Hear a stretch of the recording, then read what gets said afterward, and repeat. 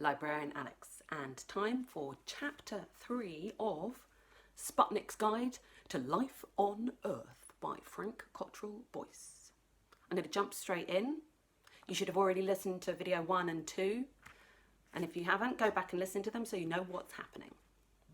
Chapter 3, Lightsabers. Before Sputnik could tell me any more, the dad took me and Jessie out into the yard for a quiet word. I had to go, because if you're a visitor, you have to do as you're told. A few rules, he said, about Sputnik. Are you listening? Jessie said yes. I nodded. First of all, not in the house. This is a farm. If he stays... He is staying, isn't he? As long as no one claims him, I'm going to make inquiries on the caravan site just in case he's someone's pet. He hasn't got a collar on. I know. So, if he does stay, then he's a farm dog, not a pet. So he belongs out here in his kennel, not in the house. What if it's cold? He can come into the kitchen, that's all. Second, and much more important, this is a dairy farm. I can't have him frightening the beasts. If you two want him to stay, then you two have to teach him how to behave around cattle. Okay? You have to train him. You have to keep an eye on him. Yes, fine, said Jessie. I nodded again. It's a big responsibility, but it's your responsibility.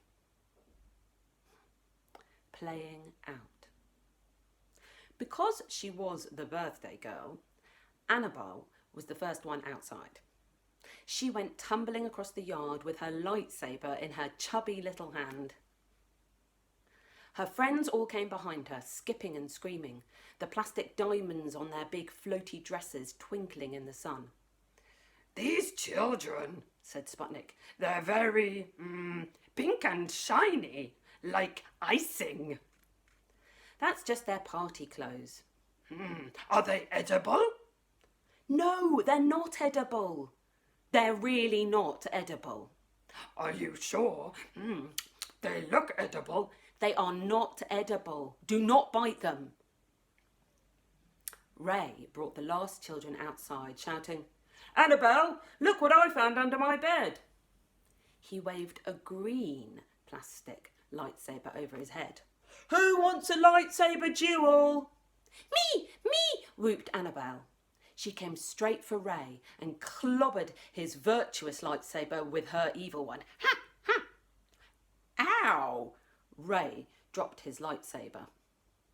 The little girl with the blonde ponytail grabbed it. The two little girls had a Yoda versus Darth Maul duel up and down the yard. Chong, ziong, ziong, ziong. They had to be moved because they were worrying the ponies. All the kids were chivied into the garden. Annabelle managed to get up on top of the wheelbarrow and disarm her friend just by the shed. And then she waggled her own lightsaber in Sputnik's face and threw it. Not very far because she was only little, shouting, Go on, Sputnik, fetch! Sputnik looked at me. Fetch? Is she serious? Fetch? Really? She thinks you're a dog, remember? Go on. She's only wee. Sputnik Mellows does not fetch. It's her birthday. Just this once. He trotted over to the lightsaber and examined it. You said this was a lightsaber. It doesn't do anything. It's broken. I think it needs batteries. She doesn't mind. She likes it. Have you got the manual? It's just a toy. Go on, fetch it for her. I won't fetch, said Sputnik. Fetching is beneath me. What I will do is fix it. He fiddled around for a while and then handed it to Annabelle. Annabelle's friend, who we don't see anymore, came at her with the green lightsaber. Annabelle whooped and shook her lightsaber. Zoom! A telescopic plastic blade should have popped out, but it didn't. Instead, a column of blinding, buzzing red light sliced through the air. Everyone stared. Wow, you really did make it work. I am the Sputnik. Annabelle's friend swiped at her with her plastic lightsaber. Annabelle parried.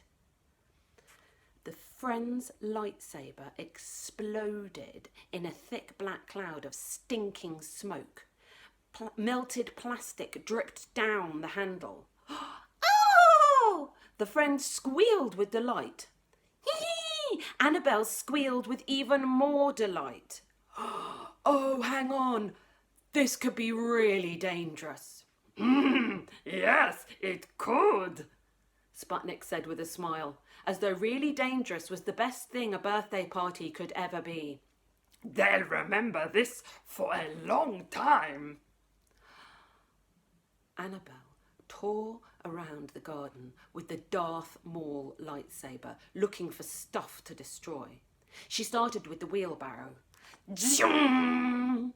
Hot yellow sparks fireworked from the metal as she swung the blade. The handle fell, smoking on the grass. Her friends screamed and begged for more. Yee! They didn't seem to be worried that they might be next after the wheelbarrow. They chased after her when she ran at the sheet of corrugated metal that was holding up the compost heap. It is not wise to run under a climbing frame whilst waving a fully functioning lightsaber over your head. It will definitely cut the monkey bars in half and slam the jagged ends into the grass. The kids jumped back. They howled with laughter. They seemed to think being nearly impaled by a smouldering monkey bar was the most fun you could ever have. Destruction. They loved it. They clapped while Annabelle melted the corrugated metal. They cheered as the drips rolled down its ripples like ice cream. More! More! Annabelle swung around to take a bow. Her best friend, a little girl in a Frozen costume, saw the blade of light coming towards her and ducked, just in time to stop it decapitating her. But not in time to save her thick, blonde ponytail, which fell at her feet like a dead gerbil that was slightly on fire. Everyone stared at it in horrible silence. It could have cut off her head. Said I could fix it, didn't I? Said Sputnik, smiling more than ever. Smell that burning hair. This is a great party. Oh, we have to stop this. Someone could get killed. Why give her a lightsaber if you don't want her to use it? It's supposed to light up and twinkle, not to cut things in half. Twinkle? Where's the fun in twinkling? This is a fantastic party. I was told Earth parties were good, but I never realised they'd be this good. I never realised they'd involve so much fire and destruction. These kids are having a great time. He was right about that. Having your hair cut by a fully functioning lightsaber was the new face painting. A little girl held up her pigtails out straight whilst Annabelle slashed at them. A girl with a massive afro stood with her eyes closed and let Annabelle shave it off like a confetti of hot sparks. Can't you get the lightsaber off her? Are you asking me to fetch again? Sputnik does not fetch. Oh, get a lungful of that. That is true perfume. You could bottle that and sell it. Burning hair, hot sawdust, and smouldering bark. Bark? At the corner of the yard, next to the big gate that opens onto the field, there was a big, twisted tree. It must have been there since before the farmhouse was built. Its lowest branch was higher than the roof. Its highest was somewhere out of sight in a cloud of leaves. Thick, twisted roots anchored it to the ground. That's where the smell of sawdust and scorched bark was coming from. Annabelle was cutting it down. "She's doing that all wrong," said Sputnik. "Anyone can see that if she cuts it at that angle, it's going to fall straight onto the house, smash the roof to bits and kill everyone inside. Why don't folk read the instructions? We've got to stop her." "You stop her. I don't like to interfere. I'm just a visitor after all." I made a grab at the lightsaber, trying to get it off her. Annabelle swung it at me, burning the end of my nose. She was unstoppable. I ran back into the house, flung open the kitchen door. All the parents were standing around chatting. I shouted, "Quick! The children! Quick!" They stared at me. Barbara from the caravan site said, "I thought you said he couldn't talk." "Doesn't or not can't. Of course he can talk. He can't, you pres." "The children!" There was a hideous, creaking, splitting sound from the garden. Mr. Blythe ran out. The others ran after him. The tree shook. It groaned. There was a snap. The children were still laughing. That made it even more frightening. Mums and dads grabbed children, dragging them into the house, slamming the door. The tree toppled over. Its branches clawed the windows. Its trunk bounced with a hollow thud.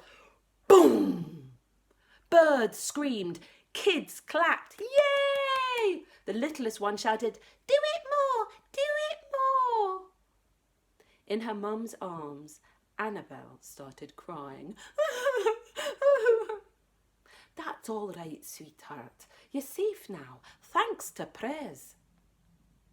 But I knew she wasn't crying because she had nearly got herself and all her friends crushed in an underage lumberjacking accident. She was crying because she'd dropped the lightsaber and it was buried under the tree. She was crying because she wanted to do more destruction. It was amazing the amount of destruction she had already done. The big farm gate was a row of splinters. The hen house was firewood. The hens were in a state of shock. The tree had fallen so hard that one of its branches had stabbed deep into the ground between the cobbles in the farmyard. "Sputnik," said Jessie. "Where's Sputnik?" No one said anything. No one needed to. He'd been crushed or spiked. Annabelle cried louder. Her friends all joined in. Their parents tried to shush them. "That's all right, you're safe now."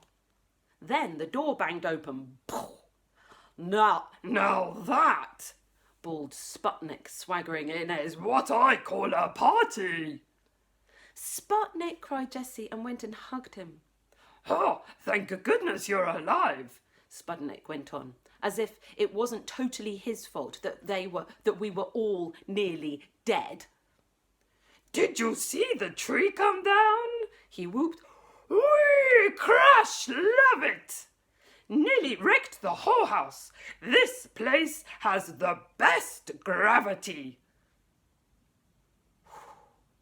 When I went to bed, Annabelle gave me a hug and said, "Thank you for my happy party, Prez." That's the end of chapter 3. Next video, chapter 4.